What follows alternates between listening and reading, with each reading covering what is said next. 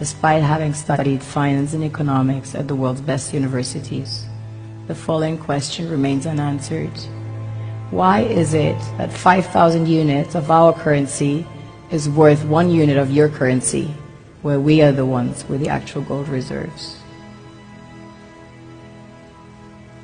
It's quite evident that the aid is in fact not coming from the West to Africa, but from Africa to the Western world.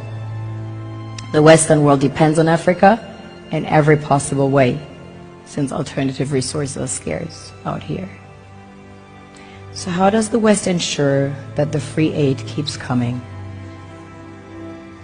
By systematically destabilizing the wealthiest African nations and their systems, and all that backed by huge PR campaigns, leaving the entire world under the impression that Africa is poor and dying and merely surviving on the mercy of the West.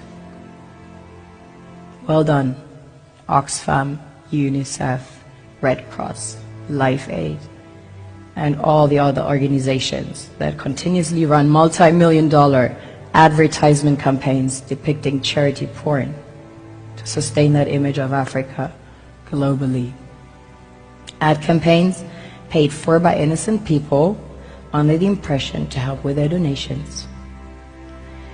While one hand gives under the flashing lights of cameras, the other takes in the shadows. We all know the dollar is worthless, while the euro is merely charged with German intellect and technology, and maybe some Italian pasta. How can one expect donations from nations that have so little? It's super sweet of you to come with your colored paper in exchange for our gold and diamonds. But instead, you should come empty-handed, filled with integrity and honor.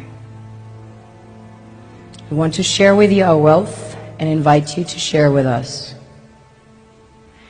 The perception is that a healthy and thriving Africa would not disperse its resources as freely and cheaply, which is logical. Of course, it would instead sell its resources at world market prices, which in turn would destabilize and weaken Western economies, established on the post-colonial free meal system. Last year, the IMF reports that 6 out of 10 of the world's fastest growing economies are in Africa, measured by their GDP growth. The French Treasury, for example, is receiving about $500 billion year in, year out. Foreign exchange reserves from African countries based on colonial debt they forced them to pay. This is what happens in the human world, the world we have created.